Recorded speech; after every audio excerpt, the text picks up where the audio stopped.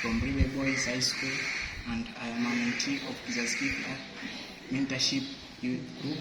And today I'm going to give you a summary of what I've learned from examiner Mr Ndwiga on Maths.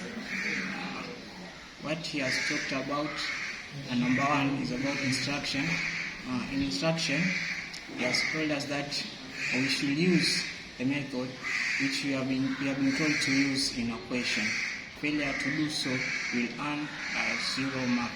Number two, if you use a different method other than what you have been told to use, you are going to score a 0.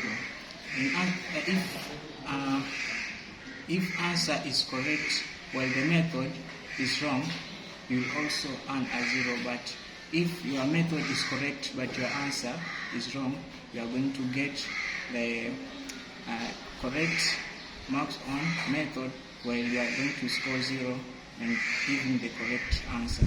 Number two, we have talked about units. You should give the correct units, e.g. kilometer, meter, or meter square, or centimeter square. If you give wrong units, you will score 0 mark. If you leave your answer without writing unit, you can earn a mark. Number three has talked about significant figure. When your answer is big, write it in 4 significant figure.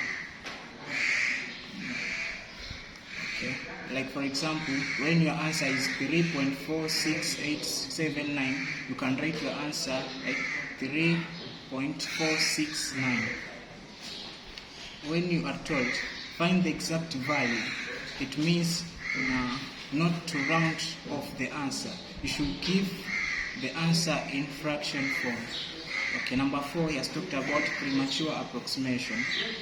Using use of number that is less than 4 significant figure in the process of calculating the final answer. Number 5, which has talked about fractions. And giving your answer, you should give your answer in proper fraction or mixed fraction. And the last thing which has talked about is about transformations. The scale on both axes should be the same. It should not be drawn on the margin, and always use a pencil when drawing the graphs. Thank you.